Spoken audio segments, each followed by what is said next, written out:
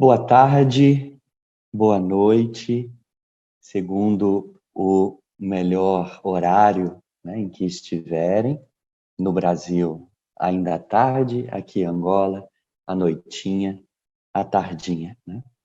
Nós iniciamos hoje, né, agora como Instituto Guimarães Rosa, um novo ano, um novo projeto, né, com o Puxa Palavra. Puxa Palavra, que é esse encontro entre escritoras, escritores do Brasil e de Angola, e que já tivemos vários encontros, né, desde o princípio ali, em 2021 do projeto, como Conceição Evaristo, José Eduardo Agualusa, Pepe Tela, Itamar Vieira Júnior, Maria Esther Maciel, Djaimila Pereira, vários e vários escritores, né? E hoje temos a honra e a alegria de receber, no mês em que no mundo inteiro, e especialmente aqui em Angola, é comemorado como Mês Mulher, né? Em março, a escritora brasileira Andréa Del Fuego. Seja bem-vinda, Andréa, muito obrigado. E a escritora angolana Cíntia Gonçalves. Seja bem-vinda, Cíntia, muito obrigado. A intenção desse nosso encontro, o desejo desse nosso encontro é uma conversa, um bate-papo, para aproximação, para essa relação cada vez mais intensa que desejamos, mais frequente, entre Brasil e Angola, né? Então, eu passo agora a ler uma pequena biografia, uma pequena introdução para que as escritoras possam falar, que é isso que quem está nos assistindo, né, deseja ouvir falar sobre a literatura brasileira, sobre a literatura angolana, sobre a cultura brasileira, a cultura angolana e a relação entre esses dois países. Andréa Del Fuego é escritora e mestra em filosofia pela Universidade de São Paulo, autora do romance Os Malaquias, vencedor do Prêmio José Saramago, publicado na Alemanha, Itália, França, Israel, Romênia, Suécia, Kuwait, Portugal e Argentina. Seu romance As Miniaturas foi publicado em Portugal, na Argentina e na França. Autora também da trilogia de contos Minto Enquanto Posso, Nego Tudo e Engano Seu, dos Juvenis Sociedade da Caveira de Cristal, mais de 300 mil exemplares vendidos. Quase Caio e Irmãs de Pelúcia. Ganhou o prêmio Literatura para Todos, do Ministério da Educação, com a novela Sofia, o Cobrador e o Motorista. Ministra oficinas de escrita literária há mais de 10 anos, e seu mais recente romance, A Pediatra, foi publicado em Portugal e teve os direitos vendidos para o cinema. Cíntia Eliane Gonçalves é escritora, ensaísta, coordenadora, idealista da Letra de Mulher, um projeto que se dedica à promoção da literatura no feminino, por meio de ciclo de debates, palestras e uma coluna no jornal Cultura, onde apresenta ensaios sobre livros de autoria feminina. Assina sob o pseudônimo Marquita 50. É autora do poemário Assimetrias de Mulher, distinguido com os prêmios Um Buquê de Rosas para Ti e Fegetec. Atualmente, é articulista do site alemão Weiter Screenben. Depois, Cíntia, você me diz a pronúncia correta aqui do site, traduzido para o português Continuar Escrevendo. Uma plataforma que se dedica ao intercâmbio literário para além das fronteiras europeias e conecta autores de diferentes partes do mundo. Então, é uma honra, uma alegria ter vocês duas aqui conosco no Puxa Palavra. E eu começo perguntando a vocês justamente sobre essa relação. Angola, Brasil, Brasil, Angola. Em que medida esses países, essas culturas fizeram parte ou fazem, ou não fazem, né, parte da formação de vocês, da leitura de vocês, da literatura de vocês?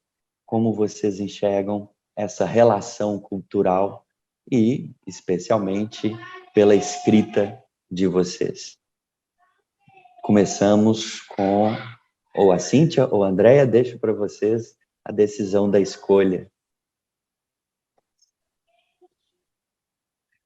Bem, falamos juntas. Então, deixa a Andréia começar. Andréia. Ai, querida. Bom, um prazer imenso estar aqui. Agradeço o convite do Caio. Estamos recebidos aqui, de alguma forma, pelo Instituto Guimarães Rosa. Um prazer conhecer a Cíntia. Bom, aqui no Brasil a gente tem uma relação com alguns autores angolanos, assim, mais famosos aqui, né, como Pepe Tela, Luandino Vieira, o Ondiaque, o Agualusa, né? Recentemente saiu um livro, acho que foi de poemas do Rui Duarte de Carvalho, a Djaimila, que eu acho que todos lemos por aqui, né? Esses autores, acho que passaram por nós, assim, que escrevem, que acompanham de alguma maneira, né? E tenho certeza que isso não é nem um décimo de tudo o que floresce em Angola, o que é escrito e que é lido também. Então, eu agradeço desde já esse encontro que já me fez pesquisar um pouco a Cíntia. Eu já teria aqui várias perguntas para a Cíntia. Eu consegui encontrar alguns poemas do Assimetrias de Mulher. Eu tenho uma estrofe aqui que estava comentando antes da gente começar, que não me sai da cabeça. E fiquei assim, jogando a bola para você também, Cíntia, em algumas coisas de biografia que encontrei sua por aí, que você diz, a primeira coisa, sou um grão de areia no universo. E acho isso, queria muito te ouvir a respeito. Essa é uma questão da autoria e o lugar da autoria, nós, mulheres, e num país do sul global como o Brasil, sul-americano, como em África, sabe? Essa dimensão, este lugar, sabe? Que a gente tenta falar e ocupar. E é um prazer te conhecer. Realmente, Andréia, assim, para mim, primeiro é realmente emocionante poder ter essa troca consigo, porque eu não consegui ainda ter um livro seu, mas eu vi, por exemplo, as notícias sobre quando arrecadou o prêmio Sarah, e como a sua obra tem rolado pelo mundo. Opa. Caiu. Tivemos um corte aqui. Vamos esperar um pouco. Esses problemas de conexões, né? Acho que, inclusive, como conexão, Andréia, alguma coisa aconteceu. Acho que você está como anfitriã dentro do Zoom. Não sei se você consegue ver isso. A minha internet caiu e por isso é que eu saí um bocadinho.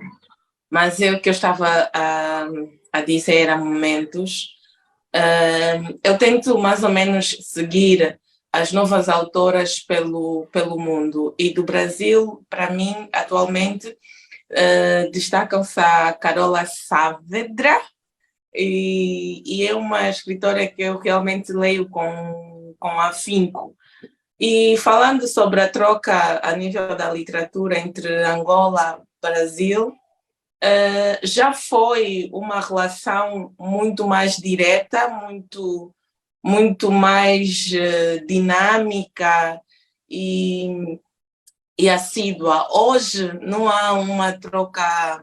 Hoje por exemplo, eu não consigo ter uma visão real de como anda o atual cenário da literatura brasileira, mas a nível, por exemplo, da história da literatura brasileira, de autoras como Clarice Lispector, como Machado de Assis, Chico Buarque, que são autores que chegaram a Angola e tiveram trocas com as primeiras gerações literárias angolanas também.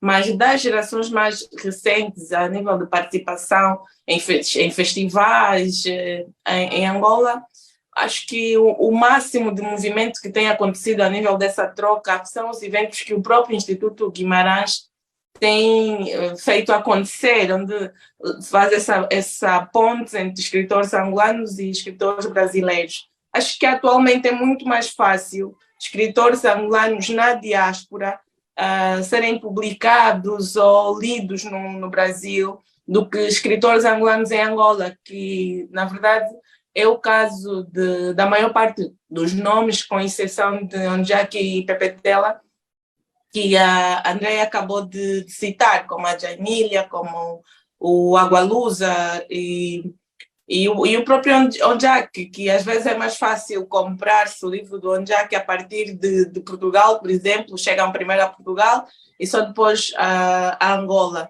E às vezes chegam, o Agualusa publica em Portugal, vai ao Brasil e porventura vem a Angola. E então, atualmente não existe uma relação muito estreita entre os escritores angolanos e os escritores brasileiros. São alguns escritores que nos vão chegando, mas muito a partir de Portugal, mesmo nós, enquanto angolanos. E, Cíntia, como é essa ideia de um grão no universo? Então, isso surge muito. A minha obra e a minha visão literária é muito baseada na vivência da mulher angolana. E o meu país é um país que tem muitas guerras. Sai de uma guerra colonial, vai para uma guerra civil, e então teve muitas perdas humanas. E a mulher angolana repovoou esse país, mas ao mesmo tempo não é reencontrada dentro de uma sociedade que ela é responsável por voltar a reerguer-se, voltar a existir. E assim, é um elemento descartável, é realmente um grão de areia no universo. Ao mesmo tempo que tanta coisa depende dela para existir, é ao mesmo tempo que ela não é vista, não é tida nem achada. Imagina que você é mulher e cresce dos 0 aos 40 e você não tem acesso a um ginecologista. Nós não temos um país onde há um ginecologista para 10 mulheres, é um ginecologista para 200, para 100 mulheres.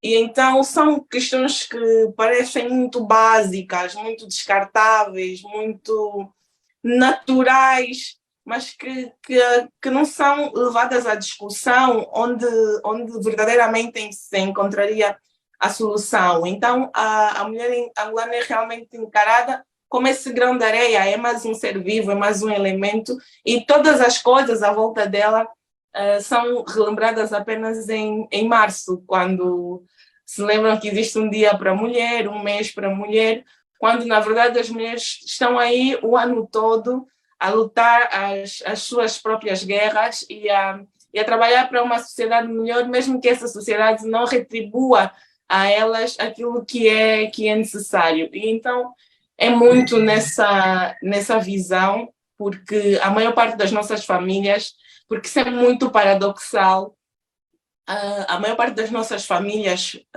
da periferia, as famílias pobres, são realmente dirigidas, sustentadas por mulheres. É mais fácil você encontrar uma mulher que tenha um emprego, que tenha um negócio, que tenha uma alternativa para sustentar a família, e encontrares um homem desempregado, mas que ainda assim, mesmo ela sendo o elemento que leva o sustento para casa, o homem ainda tem o poder sobre ela, ainda tem a decisão sobre o dinheiro dela, a decisão sobre o que é que ela deve ou não fazer, a decisão sobre o que é ou não melhor para ela própria. E é nessa medida que isso sai das camadas mais baixas até os níveis mais altos. A mulher rica ou pobre, quando chega ao final do dia, é sempre vista como um grão de areia no universo. Nesse momento, nós temos a nossa primeira vice-presidente, mulher, temos a presidente da Assembleia Nacional, é uma mulher, a presidente do Tribunal Supremo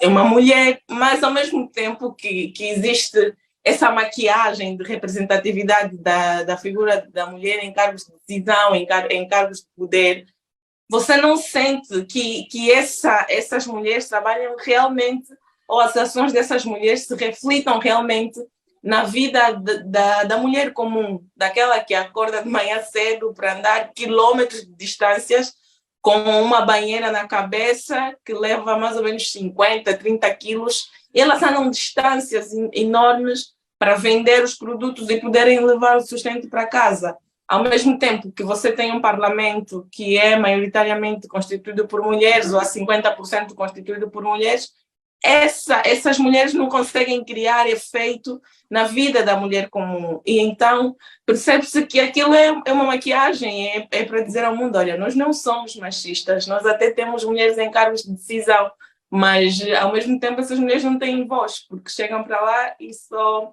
ficam sentadas só para ocupar lugar e demonstrar essa igualdade que na verdade é uma maquiagem. E por isso é que eu realmente me defino assim, como um grão de areia no universo, porque há muitas coisas que eu acho que a mulher merecia mais visibilidade, um tratamento melhor, e que realmente ela não tem. Que grão de areia enorme esse, né? Meteoro a caminho, sabe, das mudanças. Cada pequena partícula faz parte do cosmos do todo. Cada pequena partícula faz falta para a constituição do próprio universo. E se nós não nos virmos, não olharmos para essa sociedade como um grande puzzle, que cada bloco faz diferença, claro, vamos continuar a viver esses problemas de desigualdade e tudo mais. E você, Andréia, a partir dessa metáfora, né, da Cíntia, que você colocou aqui para ela, e agora passo para você, né, do grão de areia, então, e ela colocou toda uma ideia da condição feminina da mulher, que passa pela literatura dela, pela poesia dela, e na sua literatura, a sua visão sobre a mulher, sobre o mundo feminino, social, literário. Um prazer.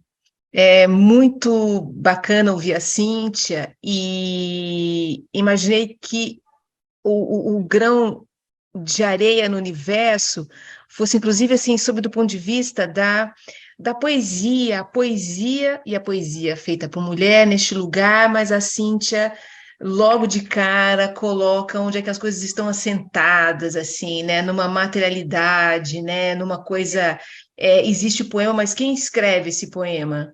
Quais são as condições de escrita desse poema? Quem é esta mulher, né, e ela não está sozinha, é essa coletividade mesmo, de falar das mulheres, né. Aqui, o feminicídio é um dos números mais altos do mundo, as mulheres trans é um recorde de assassinatos, a mulher, muitas vezes, as mulheres pobres, principalmente, é o arrimo de família, é a mulher que está ligada à sua reprodução num sentido quase funcional.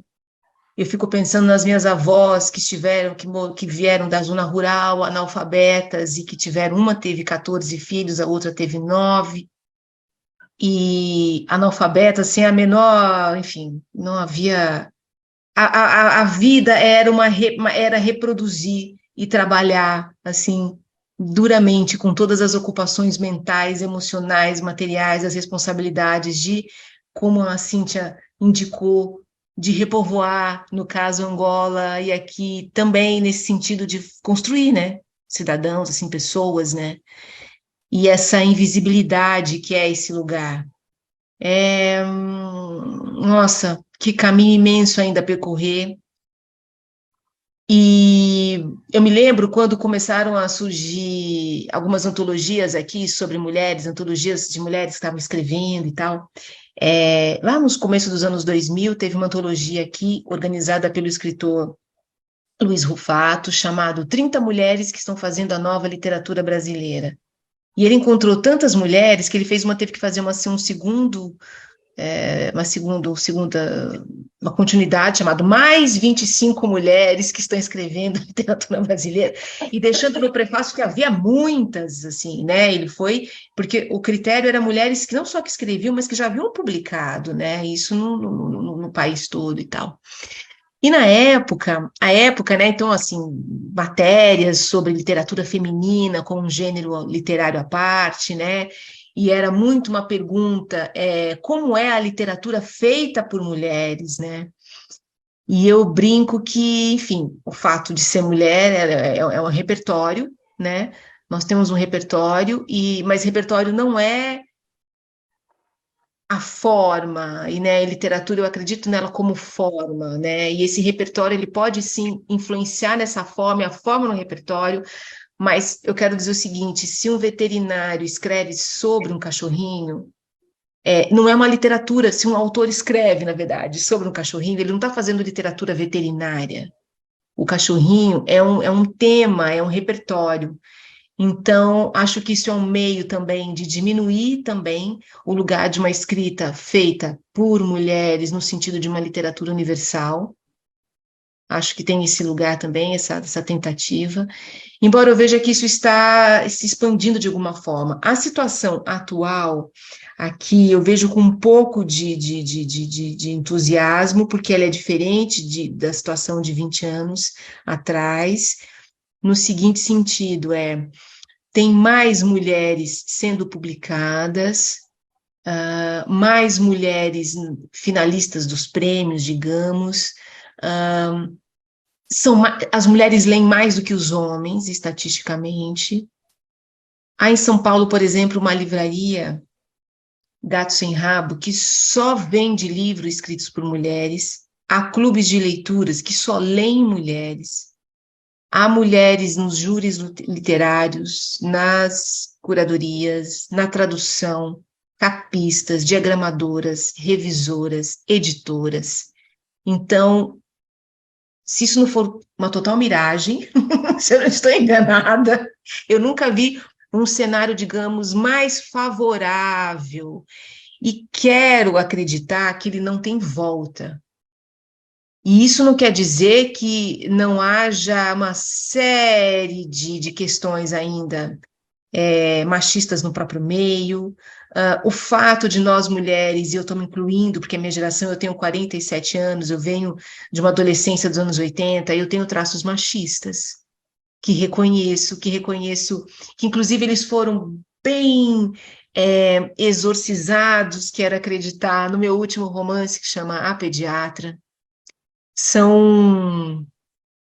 E muitas vezes o machismo como forma de defesa ou como uma referência de ocupação de um lugar sob uma linguagem masculina no sentido da competição e territorialidade, que eu acho que é onde talvez a coisa, quando vai por aí, ela não acho que não interessaria uma sociedade como um todo e tal.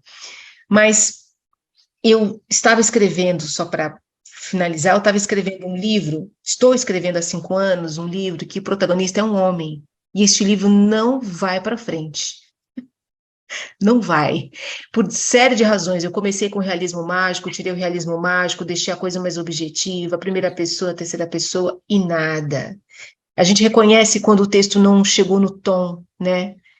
Não, há 5 anos. E aí eu pensei, eu estava tão saturada do processo que eu abri uma página em branco e comecei a escrever uma história contada em primeira pessoa, do ponto de vista de uma mulher. E pela primeira vez eu escrevi de uma mulher de classe média. Meus personagens sempre são um frentista de posto de gasolina, ou o primeiro romance, que é sobre a história da minha família. Meus bisavós morrem eletrocutados por um raio e ficam órfãos, e o destino deles é, assim, terrível. E pela primeira vez eu peguei uma personagem, enfim, branca, rica, médica, num país em que o médico é praticamente um sacerdote. E, enfim, e que experiência, assim, que experiência. Eu quero repeti-la, mas foi os meus livros anteriores de contos, que chama Minta Enquanto Posso, Nego Tudo, Engano Seu, é prosa poética, tem uma voz lírica, e a partir de questões também de um repertório feminino. Mas este é de uma mulher com repertório feminino, mas que se posiciona como um homem, na verdade. Enfim, só para não me alongar, assim, para falar E eu adorei o título, Assimetrias da Mulher. Eu não consegui encontrar todos os poemas, mas fiquei... eu até deixei aqui na página duas estrofes, posso ler? Da Sim, Cíntia? Andréia. Claro, claro. Na palma da mão, versos forjados, há uma bandeira de joelhos cortados. Angola côncava, raios aglutinados, transformando plasmados circuitos de entrega. Um vento de presságios, arder nos olhos, tudo é claro, na iminência apagada. O que não me sai da cabeça é há uma bandeira de joelhos cortados. Porque a bandeira como um lugar de território e identidade que não que não que não tem condições da caminhada com esses joelhos cortados e é uma imagem tão violenta e tão semeadora também, fértil, sabe? Que eu estou há pelo menos 2 dias com ela na cabeça, pensando em metáfora da metáfora da metáfora. Adoraria te perguntar sobre a criação deste poema e do teu livro com este título, Assimetrias da Mulher. Bem, para falar sobre isso, Andréia, eu vou usar uma das frases que cita numa das suas entrevistas a uma plataforma brasileira: medo e coragem na mesma medida. Então, o Assimetrias de Mulher surge muito dentro dessa perspectiva. Alguns textos que foram publicados nesse livro são textos que eu escrevi na minha adolescência e que, mesmo depois de me tornar adulta, continuaram a fazer sentido para mim. Eu venho de uma família que eu costumo dizer é uma família de mulheres. A minha mãe, a minha avó, a minha bisavó, as minhas tias, sempre foram elas a base da família para resolver problemas, para encontrar soluções, para a sustentabilidade da própria família, para a relação interpessoal funcionar, porque é uma família enorme. Sempre dependeu muito dessas mulheres. E, desde muito pequenina, eu aprendi que existem várias mulheres para cada dia, para todos os dias uma mulher diferente, ou muito sensível, ou muito guerreira, mas que a mulher era um universo de coisas. E que quando eu saio de casa para a escola, depois para o trabalho, depois para os grupos de leitura e grupos de amigos mais alargados, eu vou descobrindo que aquelas várias mulheres aqui fora de casa são resumidas num único modelo de mulher, que é a mulher recatada, que usa saia abaixo do joelho, que senta com as pernas cruzadas, que fala dócil, fala manso, fala lento, que não grita, que não chora, que é a mulher linda, que tem os seios hirtos, que são motivos estéticos para milhares de escritores por todo o mundo, e não é visto como esse corpo de falências, como esse corpo de anseios, como um ser que tem sonhos, que tem metas e que não se resume numa falinha mansa. E então, as simetrias de mulheres, na verdade, é assimetrias, mas eu faço um corte, uma ruptura entre o as e o simetrias, para criar exatamente esse jogo em que, ao mesmo tempo que pode ser uma assimetria, pode ser uma simetria, ao mesmo tempo em que a mulher pode ser esse universo de acontecimentos, pode ser resumida num único modelo de mulher a que todas estão sujeitas a seguir. Há uma definição de mulher, para um modelo de mulher a que todas estão destinadas a seguir. E quem anda para fora dessa linha é taxada com outros adjetivos, às vezes não muito bons de se ouvir. E então o livro surge muito nessa minha dificuldade em adaptar-me ao modelo de mulher que eu encontrei fora da minha família, que é muito matriarcal. E trata dessas questões do gênero, da feminilidade, dessas questões muito das mulheres, mas também muitos textos têm que ver com a situação do meu país, porque eu costumo dizer que poesia é o momento. E a todo momento as situações que acontecem à minha volta vão interferindo na minha escrita, naquilo que eu acho que deve ser dito, que deve ser visto. E a maneira como eu olho para o meu país hoje é um pouco apocalíptica.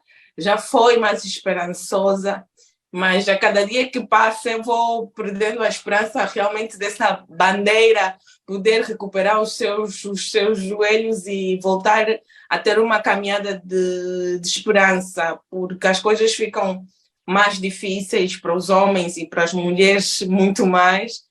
E a nível de oportunidades para os jovens, a nível de políticas públicas, a nível do próprio relacionamento interpessoal, as pessoas, quando a pobreza entra pela porta, a fome entra, as pessoas ficam agressivas umas com as outras e a convivência entre elas fica insustentável. E é um país que não está unificado. A Angola não... Acho que entra 2 vezes no Brasil, nós temos 18 províncias e há províncias que ficam 7 horas, 10 horas de distância da capital e passam por situações gravíssimas e parece que é um país muito distante, que fica a 2 continentes de distância. Eu trabalho para um programa de apoio a comunidades afetadas pela seca e outras alterações climáticas. E quando passam imagens daquelas comunidades na televisão, são 2 minutos de reportagem e que não te mostra verdadeiramente o que é que aquelas pessoas estão a viver. E essas comunidades de carro ficam a 14, 10 horas de distância da capital, de Luanda. Mas que as pessoas fazem música sobre a seca, a música, já falarem da seca no sul da Angola, fazem piadas sobre o sul, sobre essas pessoas, como se fosse uma realidade que não é do irmão que está mesmo aqui próximo, está mesmo aqui dentro da tua casa e ele está a morrer à fome e à sede. E tu fazes uma música, uma brincadeira a falar sobre aquela situação que aflige essas pessoas que estão tão perto de nós, que são angolanos como nós, mas que por uma questão cultural, porque a maior parte deles são mucubais, são mumuilas, são povos que vivem a situação de transumância, que são muito dependentes da agricultura e da pecuária, porque eles, cultural, eles vivem assim desde que são gente, e as pessoas olham para eles como se eles não tivessem os mesmos direitos que nós, direito à educação, à saúde, à escola, à alimentação, aos direitos básicos de qualquer ser humano. E tudo isso parece que é muito distante. E quando eu vou para dentro dessas comunidades, olho para aquelas mulheres que estão ainda mais longe do que eu, se eu já tenho dificilmente esperança de que as coisas possam melhorar, eu olho para elas e vejo, elas já estão mal, estão assim, pior. Porque muitas delas não sabem ler, tu chegas lá, e a maior parte não fala português, mas tem sempre um homem que é o líder da aldeia ou o líder da comunidade que fala pelas mulheres. E há programas que são dirigidos às mulheres que estão a amamentar, que estão em fase de gestação, mas que quem tem que entender como é que esse programa funciona antes da própria mulher é o marido, porque ele tem que controlar se isso vai afetar a fertilidade da mulher, porque, como a Andrea disse um pouco, elas são parideiras, têm que parir uma porrada de filho. E qualquer coisa que ele entenda que vai colocar isso em risco, faz com que ele coloque uma barreira, mesmo que seja para a saúde das crianças que elas carregam, ou para a saúde das crianças que elas amamentam, ou para a saúde delas. Então, é uma situação muito complicada e que, quando passa pela televisão, as pessoas nem prestam atenção para olhar que aquilo está acontecendo no nosso país. E tudo isso, trabalhar nesses programas humanitários, faz-nos ainda ver a realidade fora do asfalto, que é muito dura, e perder cada vez mais a esperança desse país criar pernas para andar, porque falta-nos muito espaço para marcar, e então é viver dessa eterna relação que a Andrea fala entre o medo e a coragem. Ou tu és muito corajoso a escrever sobre essas situações, a afrontar essas situações, a trazer essas situações ao de cima, ou tu tens muito medo de ter alguma represália, de sofrer algum tipo de silenciamento, e te calas e choras por dentro. E a escrita, para mim, é esse lugar onde eu consigo enfrentar todos os fantasmas e todos os silenciamentos, porque eu posso dizer em metáforas aquilo que eu não posso dizer abertamente numa crônica jornalística, e passa como poesia. Então, a poesia angolana, durante muito tempo, na verdade, foi isso. Foi uma arma contra o colonialismo, e hoje é uma arma contra um monstro da política. E então, o Assimetrias de Mulher é um bocado isso, é sobre Angola, os angolanos, e é sobre as questões que me assombram a nível de espiritualidade, de metafísico, porque eu costumo dizer, a prosa é o lugar que nos permite dizer tudo e ser tudo, inclusive ser poeta, mas é na poesia que eu consigo dizer as coisas de uma maneira mais profunda, e ter reações como a da Andrea, que me surpreendem agora, de fazer as pessoas pensar nas metáforas, no casamento de duas palavras que, separadas, têm um significado totalmente diferente, mas que, quando unidas, trazem uma reflexão que levam dias, que levam meses.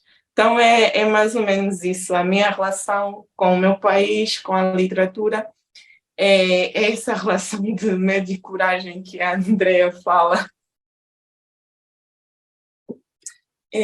Eu queria que a Andrea fizesse um bocadinho, eu estive a ler as resenhas sobre o Pediatra, o seu romance, e a maior parte das resenhas falavam sobre a questão da maternidade por causa da personagem da própria pediatra, e eu queria que a Andrea falasse um bocadinho sobre como é que foi o processo da escrita desse romance, e se sofreu algum tipo de represália por causa de afrontar essa questão da maternidade. Obrigada, Cíntia, pela pergunta, e adorei o que você falou da relação da prosa, que cabe até a poesia, mas na poesia se vai para um outro lugar. Me deu vontade de escrever poesia. Eu sou uma pessoa, eu não tenho uma religião, mas eu sou religiosa no sentido de ter essa experiência de uma espécie de contato com alguma coisa que não é possível definição. A poesia é um pouco isso, né? Quase, né? E alguma coisa que me ligue a algo que eu também não sei o que é. Eu tenho essa fome, né? E isso nunca foi exatamente para o texto. Tem uma prosa poética. Eu tenho, sim, um caderninho que eu escrevi uns poemas, mas, assim, é um caderninho meu, é quase uma...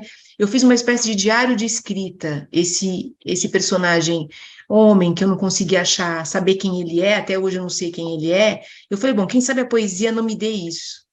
Eu comecei a escrever versos para ele, tentando, e é muito engraçado que tem uma hora que estava assim, diário da minha casa, a poesia já tinha ido embora, e eu estava só que trabalhando em estrofe, tinha uma hora que era assim, Chiquinho com asma, que é meu filho. Eu comecei a falar da crise dele, eu falei, meu, você não tá vendo? Tem alguma coisa é, me puxa para prosa, mas a pediatra, eu não sou médica, eu não sou amiga de médicos, então eu fiz uma pesquisa antes sobre algumas doenças, eu pesquisei nas redes sociais, como eu encontrei nas redes sociais, desde o Instagram, perfis de pediatras, como no Twitter, conversas. E interessante como no Twitter as conversas elas são muito abertas e no Instagram existe, é como se no Twitter é como se ninguém estivesse vendo, né? É uma coisa muito interessante. E no Instagram é como se todo mundo estivesse vendo. E comecei a perceber que havia essa pessoa atrás da pediatra, muitas vezes é uma pessoa inclusive doente, com questões mesmo de saúde mental e físicas, né? E comecei a ficar muito impressionada com isso. A ideia de uma pediatra que não gosta de criança, então era já para quebrar a ideia da pediatra, porque se imagina que a pediatra gosta do seu filho tanto quanto você, por exemplo, só que ela não gosta de criança, ela não quer ter filhos, e ela caiu nessa profissão porque o pai já era um pediatra renomado, rico, com um andar num prédio bem localizado, ela já teria um lugar para o consultório, então ela foi ali porque mais fácil, né? Como se fosse fácil, imagine fazer uma universidade de medicina, mas enfim, ela foi. E ela é uma figura que não é uma negacionista da ciência, então a ciência funciona, então ela passa batido, assim, ninguém percebe na prática que ela é uma figura que não tem vocação para aquilo, porque ela vai pela ciência. Ela vai pela ciência, só que em determinado momento, as crianças que aparecem com sintoma, além de uma coisa que passaria em 7 dias, ela manda para um especialista, ela manda embora. O marido tem uma depressão e ela não tem a menor paciência para aquilo, ela não tem paciência para nada, na verdade, e confronta um pouco isso, assim, a mulher que não tem uma relação materna com a infância, não se sente responsável pela infância, nem dos seus filhos, supostos filhos, nem pela infância da humanidade, infância dos deuses, infância do demônio, infância de ninguém. Não me meta com isso.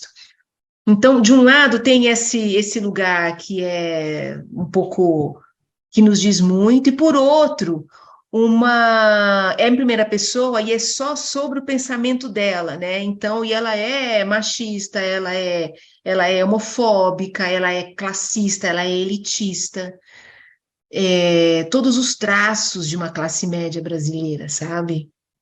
E, e é claro que para mim, esse livro é uma crítica a todo este lugar, mas eu recebo muitas e muitas mensagens de pessoas que louvam, assim, e que diz que, bom, é uma mulher verdadeira, muito competente, inclusive ela tem uma ótima relação com a empregada. A relação com a empregada é um horror de assédio moral, sabe?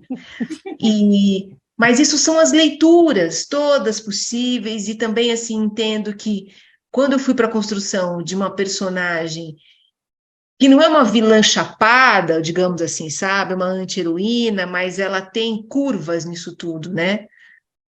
Assim como não há o bem perfeito, não haveria o mal perfeito, redondo, sabe? Não é um mal com... Pensei também na construção psíquica dela, vamos dizer assim, um desenho que fosse comum a todos, assim, homens e mulheres. Uma estafa, estar onde não gostaria de estar, assumindo interiormente um antagonismo com aquilo que se faz socialmente. Ela poderia ser uma professora, poderia ser uma engenheira, poderia estar na medicina, ela poderia ser ortopedista, mas o problema todo é ela ser uma pediatra que não gosta de criança, e isso pega também nesse lugar. Então, afronta um pouco. Mas não de todo, porque lá pelas tantas, a pediatra, a Cecília, ela se apaixona por uma criança, que é a filha do seu amante, o filho do amante, que é uma criança, mas ela pensa que, bom, talvez ela tenha mudado de personalidade, mas não, ela continua detestando todas as outras, aquela criança em especial é como se tivesse causado um atrito olfativo, um magnetismo olfativo, como se a maternidade fosse alguma coisa química que pudesse ser estimulada. E na primeira parte do livro, ela vai perseguir uma doula, que é esta mulher, um papel sempre de mulheres, que cuida de outras mulheres, nesse momento em que o mundo a define como mulher que é parindo. Sabe essa coisa? E ela persegue essa mulher porque ela é contra o método, o pensamento que uma doula tem sobre a maternidade, sobre violência obstétrica. Ela acha tudo isso uma coisa horrorosa, fake, contra a ciência. E as coisas se resolvem pelas tantas, e esse objeto doula sai de frente e entra essa criança, que é um menino de 2 anos, chamado Bruninho. E eu achei muito desafiador, inclusive nesse sentido de que eu, pessoa física, estou mais perto da doula, muito. Eu tive minha doula, do que desta pediatra, que eu não teria ido fazer consulta com ela, sabe? Só que quando você dá um livro em primeira pessoa para esta personagem, eu dei uma choradinha no travesseiro. Eu puxa, assim, foi tão fácil escrever os outros, por exemplo, um que é a história da minha família, o outro que é uma mulher taxista com um filho que vai ser frentista de posto de gasolina, ela só tem esse filho, o marido abandonou e ela vai enlouquecendo, o filho tem atração, ela percebe que ele tem traços ali, que ele começa a se apaixonar por homens e ela encana que ele está apaixonado por um namorado que ela amou, enfim, é uma coisa, mas ali tudo meio perturbado, de uma mulher tendo que dar conta de tudo, sabe? E, e a pediatra tem essa outra abordagem bastante ambígua, e que eu, pessoalmente, temia, assim, por, em algum lugar, de fortalecer uma voz de um domínio que fosse na medicina, que recusasse muitas coisas que eu mesma acredito. Então, nesse ponto de vista, foi um livro, acho que foi o livro mais desafiador nesse ponto de vista.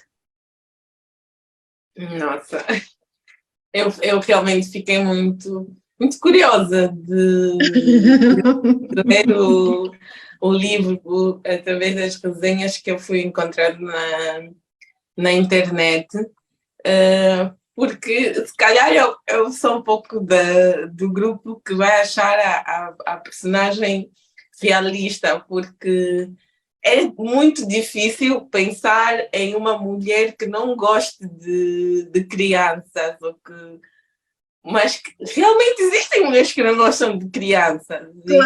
Claro. Em algum momento isso está no lugar, a culpa materna é exatamente essa, de em vários momentos, inclusive para não ter uma simbiose, não ser uma psicótica, achando que o filho é seu e que você é o filho é você, que você se distancia. Para isso, sentimentos como raiva são necessários nesse caminho de não querer e tal, né? Mas é como, enfim, desculpa, é que eu cortei você, perdão. É para puxar a palavra mesmo. Então fica à vontade. Porque essa questão mulher, maternidade, é muito direta.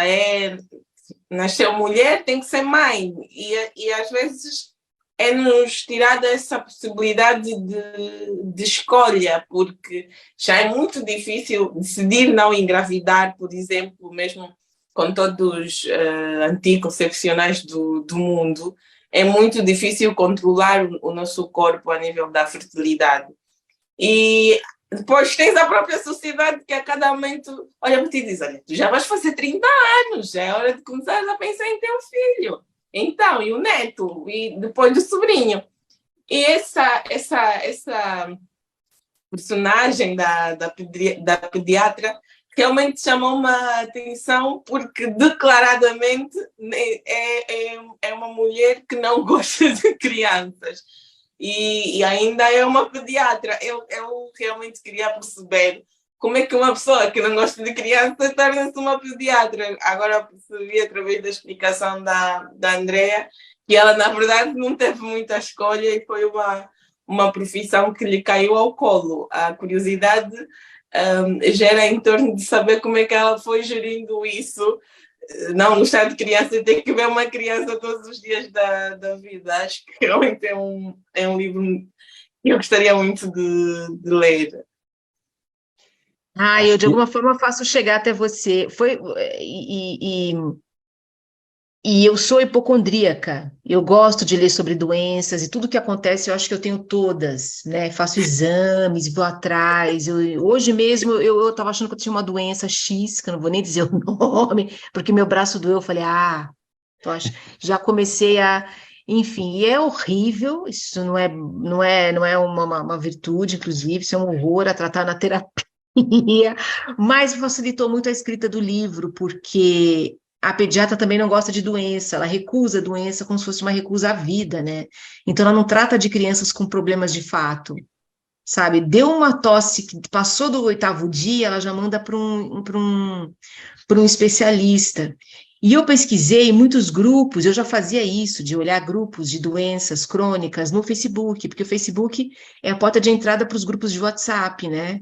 Para pacientes com doenças crônicas.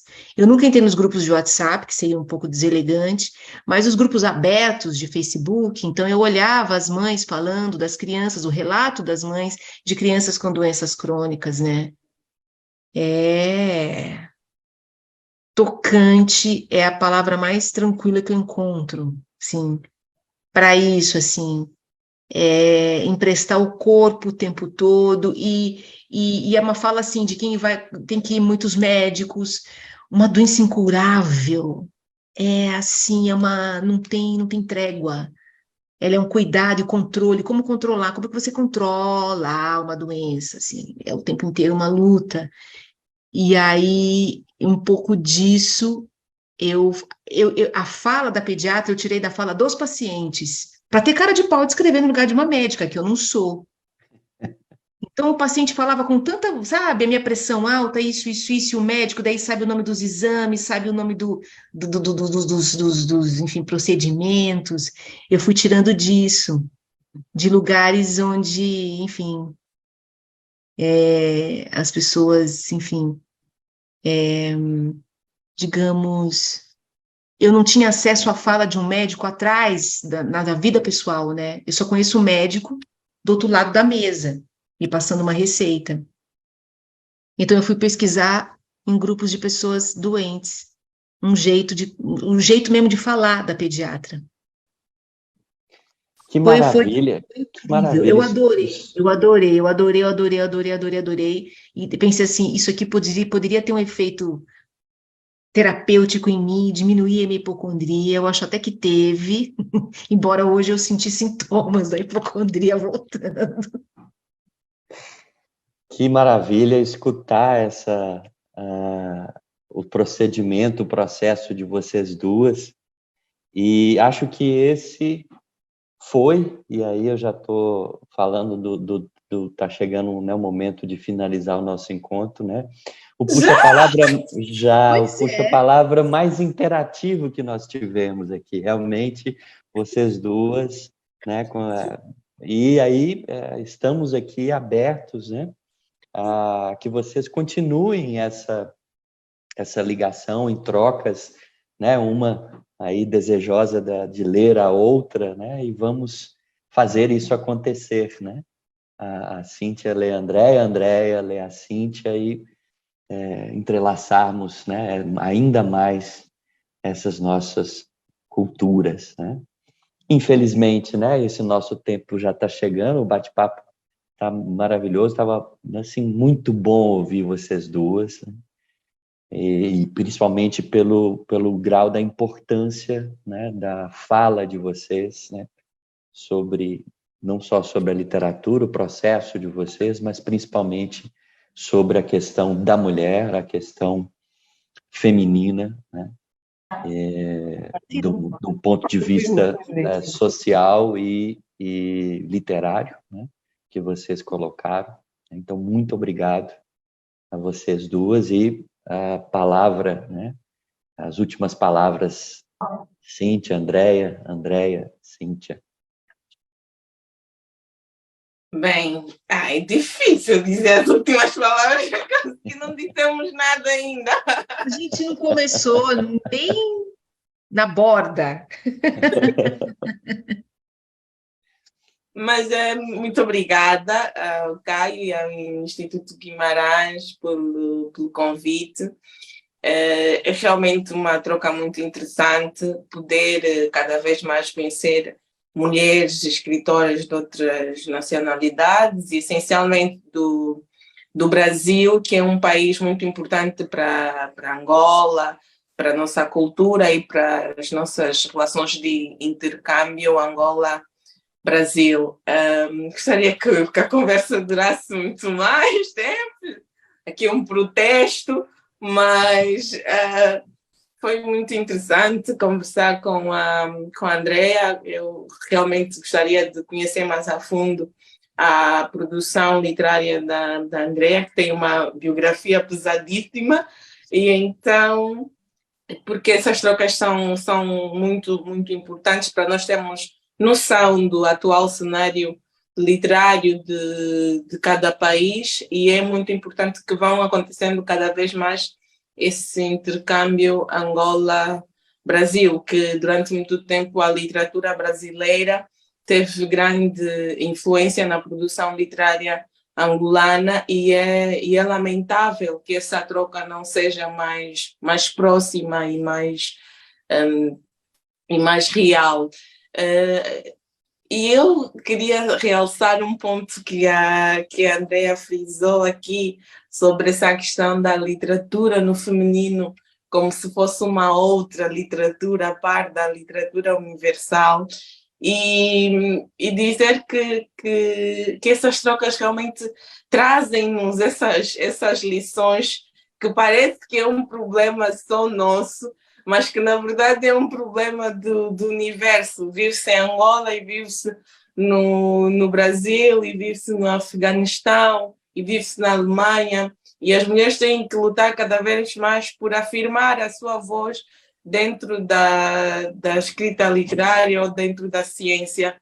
E então essas trocas entre escritoras, entre ensaístas ou estudiosas são sempre importantes para termos uma visão da universalidade da coisa. Muito obrigada, Andrea, muito obrigada, Caio, e muito obrigada ao Instituto Guimarães. Muito obrigado.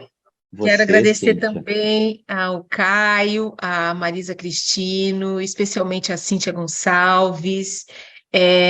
Quando procurei por você e vendo alguns poemas e vi alguns vídeos de pessoas lendo seus textos, assim, eu já estava muito ansiosa por esse encontro.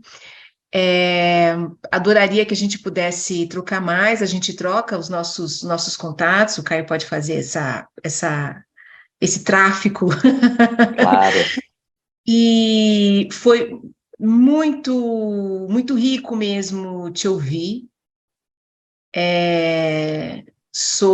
desde tudo que você falou sobre este grão de areia no universo e de como a poesia está, como ela é para você, assim, é uma coisa contagiante. Quero agradecer também, mais uma vez, também a quem está vendo agora ou puder assistir depois. Muito obrigada. Muito obrigado, Andréia. Muito obrigado, Cíntia, por esse puxa-palavra maravilhoso. Para fechar o nosso momento aqui, a diretora do Instituto Guimarães Rosa, Marisa Cristino. Obrigada, Caio. Fica difícil, depois de ouvir estas duas mulheres, fica difícil falar, porque foi uma hora muito intensa e identifiquei-me com tudo o que elas falaram. Cíntia, fazes um retrato, infelizmente, tão real da nossa Angola, mas quero acreditar que um dia será possível, que vamos conseguir chegar lá e dar voz a todas nós, não é? Não só às que estão em certas posições profissionalmente, mas a todas as mulheres, até a da rua. Eu tenho essa esperança. Pronto, realmente o tempo acabou, a hora voou, e eu queria só aproveitar este bocadinho para falar um pouco da nossa agenda cultural para a próxima semana, porque temos dois eventos marcantes. Temos no dia 22, quarta-feira, às 18 horas, a inauguração da exposição individual do artista brasileiro, o Josafá Neves. Foi um artista que esteve aqui 1 mês e pouco em Angola a fazer uma residência artística e deixou algum trabalho que vamos expor a partir de quarta-feira, e então estou aqui a fazer o convite a quem nos está a assistir ou vai assistir mais tarde para estar connosco nesse dia. E a partir do dia 23 vamos receber 8 escritores de Minas Gerais para participarem connosco em mesas, em conversas, um sarau literário. Portanto, vai ser dia 23, 24 e 25, no sábado encerra com a Feira do Livro e o sarau literário, onde vão estar todos presentes. E também gostaríamos muito de contar com a vossa presença, apesar de que a próxima semana temos o feriadão, mas os que ficam em Luanda estão desde já convidados a estar connosco no IGE no próximo fim de semana. Obrigada por terem estado connosco e até breve.